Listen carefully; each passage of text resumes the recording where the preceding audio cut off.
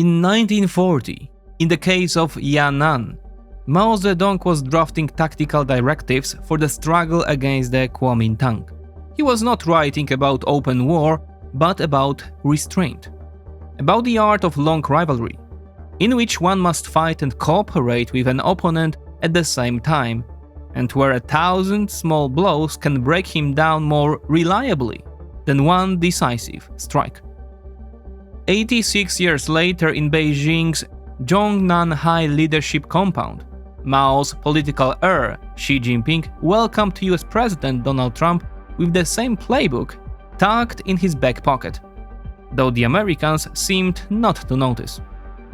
And this was indeed a high-level event. In Beijing, the leaders of the world's two most powerful states met for the first time since 2017.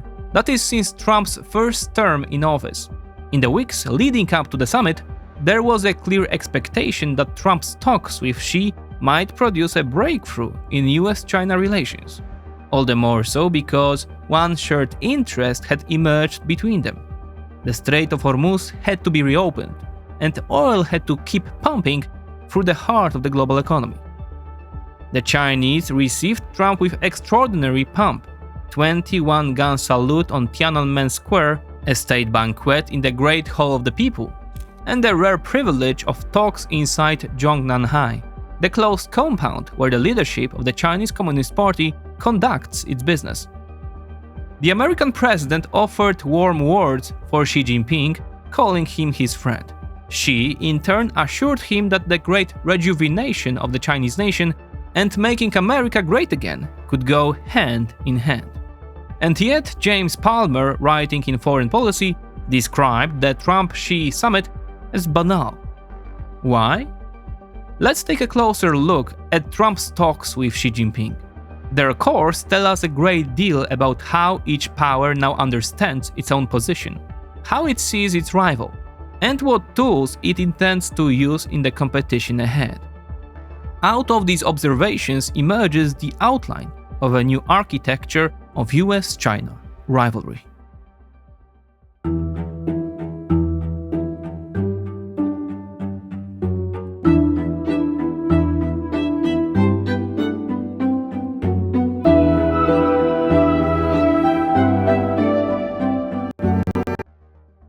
Trump and Xi meeting in Beijing, the Strait of Hormuz blocked, oil held hostage in a rivalry between two superpowers. Each of these developments moves billions of dollars across global markets within hours. The US-China competition isn't just geopolitics.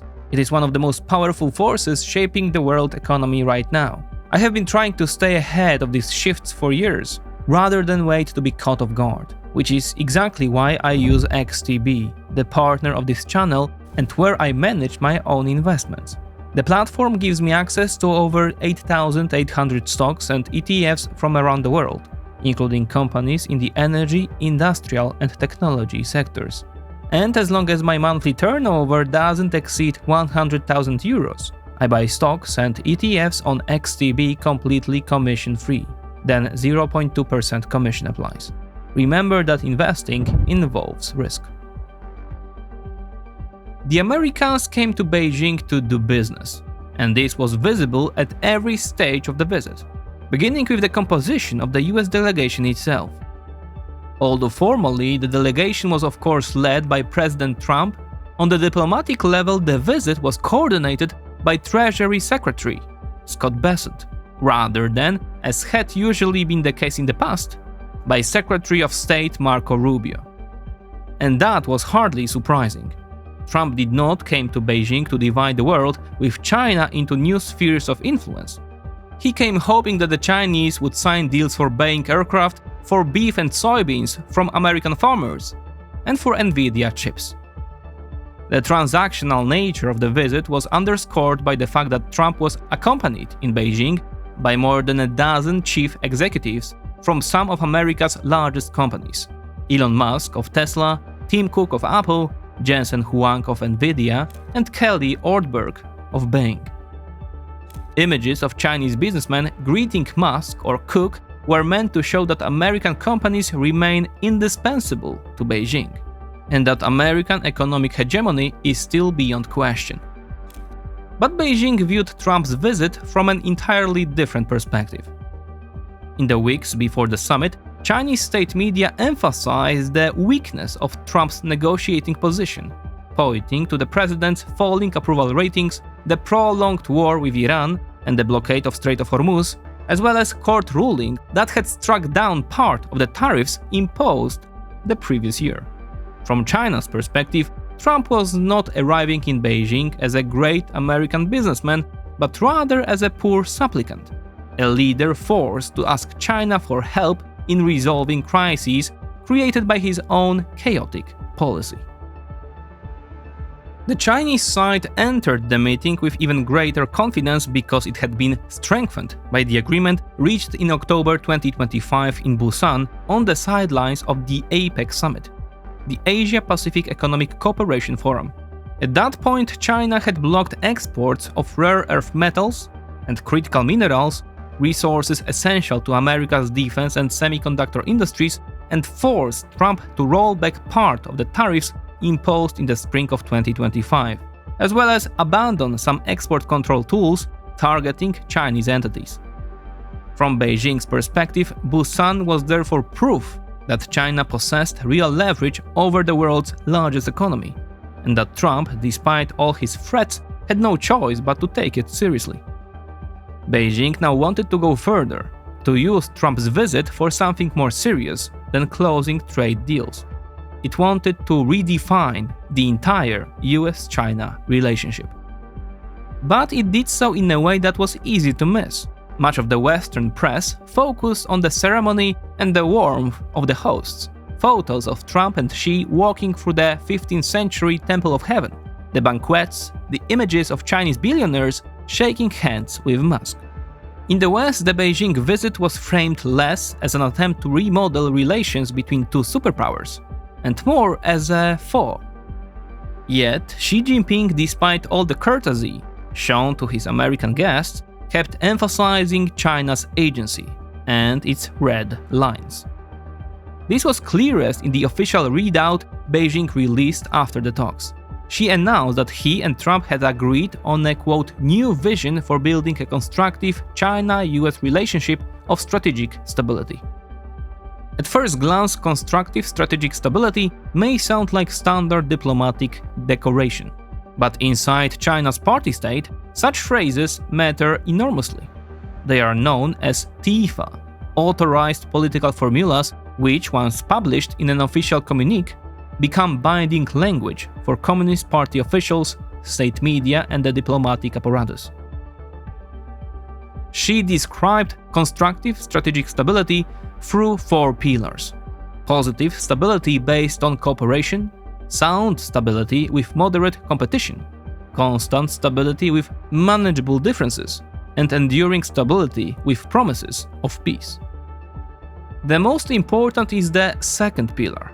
It marks Beijing's first official acknowledgement that competition exists in the US-China relationship.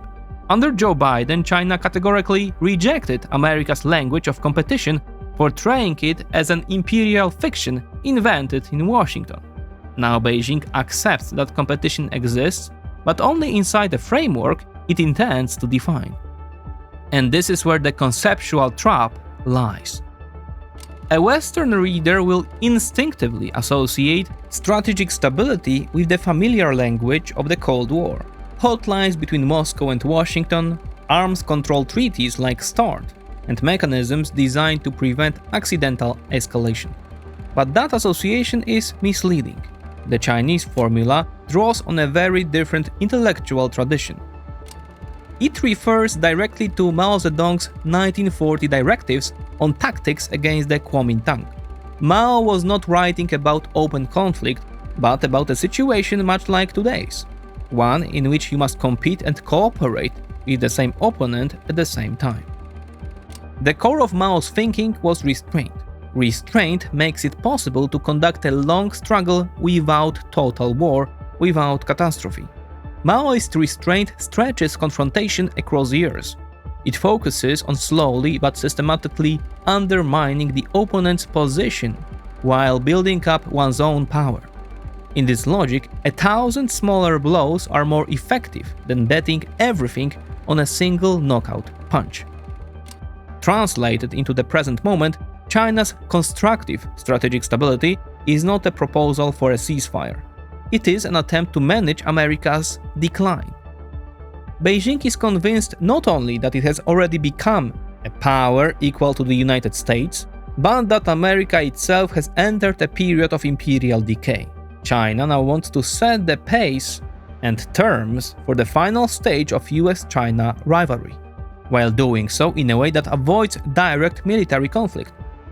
These Chinese signals did not alarm the American delegation, which seems not to fully understand Beijing's perspective and mistakenly reads it through a Cold War lens.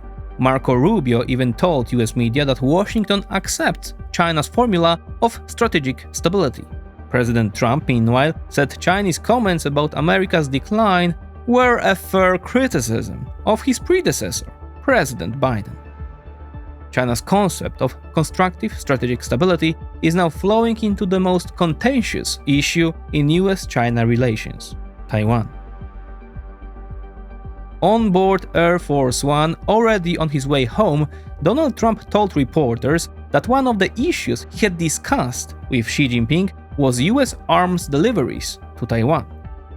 This was a direct violation of the so-called Six Assurances, a 1982 commitment from the Reagan administration that remains one of the foundations of US policy toward Taiwan.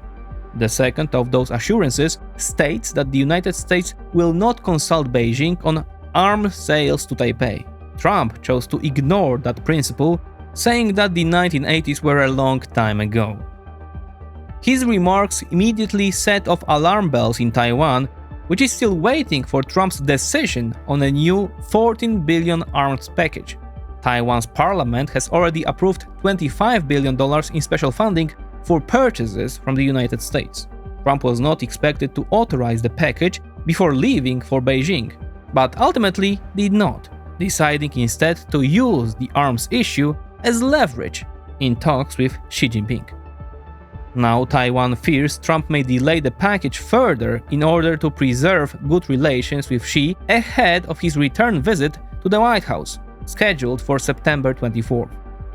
A full cancellation of arms deliveries to Taiwan is not on the table, but for Beijing, merely creating the impression that US security guarantees for Taiwan are no longer certain, and that the island's fate is now a bargaining chip between China and America, is already a major success.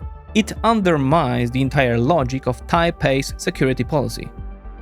Xi Jinping knows perfectly well that even a small rhetorical shift from Trump, for example moving from the current formula of "we don't support Taiwan independence" to "we oppose Taiwan independence," would fracture Taiwan's political consensus and weaken those on the island who favor a close alliance with Washington. In this way, after Ukraine, European Union, and the Islamic Republic of Iran, Taiwanese strategists now have their own opportunity to study the dark arts of Trumpology. The Chinese focused on strategy. In their talks with Trump, they pushed to redefine the relationship around constructive strategic stability. The American president focused on immediate trade issues, areas where, at least in theory, an agreement should have been easier. In theory, because although Trump did secure a few deals, the list of achievements he brought back from Beijing was modest. China placed an order for 200 Boeing aircraft, but this was far below expectations. Before the visit, there have been talk of as many as 500 planes. As a result, on the day Trump's visit ended, Boeing shares fell by nearly 5%. The remaining agreements also stayed within the bounds of a standard trade package. Beijing committed to buying at least $10 billion worth of US agricultural products, mainly soybeans and beef, and renewed licenses for American slaughterhouses to export beef to China. This mattered especially for US farmers, whose votes the Trump administration will need in November's midterm elections. The two sides also agreed to create a joint body tasked with reducing tariffs on roughly $30 billion worth of goods. Scott Bessent also announced a US-China protocol on AI safety, designed to prevent private actors from accessing the most powerful AI models. But there was no breakthrough on NVIDIA chips. Jensen Huang came to Beijing with Trump, hoping to revive Chinese orders for H200 processors. Trump had initially blocked their export to China, but eventually allowed sales in December 2025. Since then, however, Beijing has not given any domestic buyer the green light to purchase NVIDIA chips. This is deliberate. China wants to force its own companies to use domestic alternatives such as Huawei chips because it sees dependence on American technology as a major strategic vulnerability. The talks on Iran also ended without a breakthrough. Trump had hoped she would help pressure Tehran to reopen the Strait of Hormuz. Instead, he received only vague assurances that the strait should remain open and that Iran should not charge fees to ships seeking passage. Beijing avoided concrete commitments because the US-Iran war is strategically useful for China. It weakens America's position among the Arab monarchies of the Gulf and accelerates the erosion of US hegemony. In that sense, the war with Iran fits neatly into China's concept of constructive strategic stability, and it is no surprise that Beijing, even at an economic cost, since the Hormuz blockade also hurts China, the world's largest energy importer, is willing to support Tehran with intelligence, military and economic assistance in its confrontation with the United States. This reveals the basic difference between the two sides at the Beijing summit. The Chinese hosts were thinking strategically, steering the discussion toward constructive strategic stability. Trump was thinking in narrowly commercial terms with an extremely short time horizon, one that barely extended beyond November's midterm elections. And yet, although China was clearly the dominant side at the Beijing summit, and several times managed to pull Trump into its own game, it is difficult to call Beijing the outright winner. The concept of constructive strategic stability may be intellectually interesting, but Beijing may be miscalculating if it assumes Trump will simply accept rules imposed by China. Trump does not feel bound by any formula, his own or anyone else's, and certainly not by the party lexicon of the Chinese Communist Party, whose political meaning he likely does not understand. China's concept also has one fundamental weakness. Even if Beijing's diagnosis of America as a declining power is correct, which is far from obvious, the condition of the Chinese challenger remains just as open to question. Hard data show that China, too, has serious problems. Its economy has been stuck in deflation measured by the GDP deflator since mid-2023, and while official growth in 2025 was reported at 5%, independent analysts at Rhodium Group question that figure and estimate real growth at below 3%. This matters because, on average, China is still far poorer than the United States or the European Union. At the heart of the problem is the property crisis that began in 2021. Until recently, real estate accounted for roughly a quarter of Chinese GDP. The result has been an even deeper dependence on exports. Despite Beijing's stated goal of reducing it, in 2025 exports accounted for 1/3 of China's growth, the highest share since 1997, while the trade surplus hit a record of $1.2 trillion. Demography is just as unforgiving. Since 2022, for the first time since the Great Leap Forward, China's population has been shrinking, and fertility rates has fallen below 1 child per woman. India, not China, is now the world's most populous country, and according to several forecasts, including the UN's, China's population could fall by hundreds of millions in the coming decades.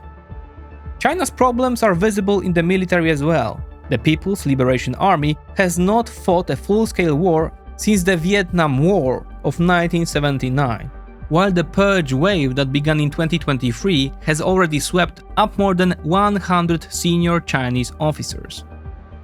Beijing fixated on the image of a weakening America, seems to be losing sight of the fragile foundations of its own power. Its diagnosis of American decline may be partly correct, but constructive strategic stability rests on an assumption that may not hold. Maoist restraint, as a strategy of long, calibrated rivalry, only works if time is on Beijing's side. The state of China's economy and demography makes that far from certain. Nor is Beijing the only player overestimating the foundation of its power. Washington is doing the same. Trump's belief that American technology remains unmatched, visible in the decision to bring Cook, Musk, and Huang to Beijing, is now openly contested. China already dominates batteries, robotics, green technologies, and advanced manufacturing. And in cutting-edge chips, the gap Washington is trying to preserve through export controls is slowly narrowing.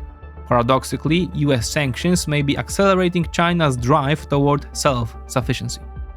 American military hegemony is also increasingly in question, as the prolonged war with Iran has shown. Despite years of sanctions and a limited arsenal, built mainly around cheap drones and ballistic missiles, Iran has inflicted costly losses on America's Arab allies and by blocking the Strait of Hormuz, effectively taking the global economy hostage. Trump's foreign policy adds further doubts about American power, though the picture is more complicated than it first appears. His administration correctly recognized that the old model of US hegemony, in which Washington provided security guarantees while allies calmly did business with Chinese and Russian rivals, was no longer sustainable. The problem, however, is that Trump has chosen not to reform the international order that the United States itself largely built after 1945, an order in which America still retains a privileged position, but to dismantle it outright. Trump's favorite claim that America is constantly being cheated and exploited by its allies has produced a policy in which Washington tries to keep the benefits of global hegemony while rejecting the costs that come with it. Mass tariffs on partners, questioning NATO commitments, and even declaring a willingness to seize territory belonging to allies, such as Greenland, are combined with demands that others respect American primacy, grant US firms preferential access to global markets, preserve the privileged position of the dollar, and comply with American sanctions. All of this means the United States is increasingly seen not as a global hegemon or a model to emulate, but as a global disruptor, a destroyer of old rules that offers nothing durable in their place. Even Trump's supporters are finding it harder to explain his moves. The clearest example is the strike on Iran, which directly contradicts the new US national security strategy his own administration published only at the end of last year. Trump says his goal is to renew and strengthen the American empire, but it is hard to avoid the impression that while he has diagnosed the empire's condition accurately, he has prescribed the wrong treatment. One does not rebuild the empire, but subjects it to shock therapy. But the open question is whether any of this actually matters. The American and Chinese tendency to overestimate their own strength and underestimate the opponent. A few years ago, media outlets often described US-China rivalry as a new Cold War. In hindsight, that label seems wrong. It does not capture the full complexity of contemporary geopolitics. The world is not divided into two clear blocks that China and America can rule. BRICS, China's alternative to Western institutions, remains in practice a discussion club. New members keep joining, but they do so more as a strategy of hedging than as a clear choice of a pro-Chinese camp. On the American side, the picture is similar. Former US allies are diversifying their relationships, countries of the global south are quietly building their own centers of decision-making, and European capitals are speaking ever more loudly about strategic autonomy. The new architecture of US-China competition is real, and it will shape world politics in the years ahead. But it is also likely the last great act of bipolar thinking about global order. The future lies more in multipolarity, middle powers, and regional economic and military blocs. The world is bigger than 5. Recep Tayyip Erdogan has repeated for years, attacking the monopoly of the permanent members of the UN Security Council. The Beijing summit showed that today the world is bigger even than 2. Both men left Beijing convinced the game was being played on their terms. One counting contracts, the other refining the formula of constructive strategic stability. But perhaps the most important revolution of our time is that both diagnoses may be equally wrong, and that the new global order is far broader than anything Washington and Beijing can define.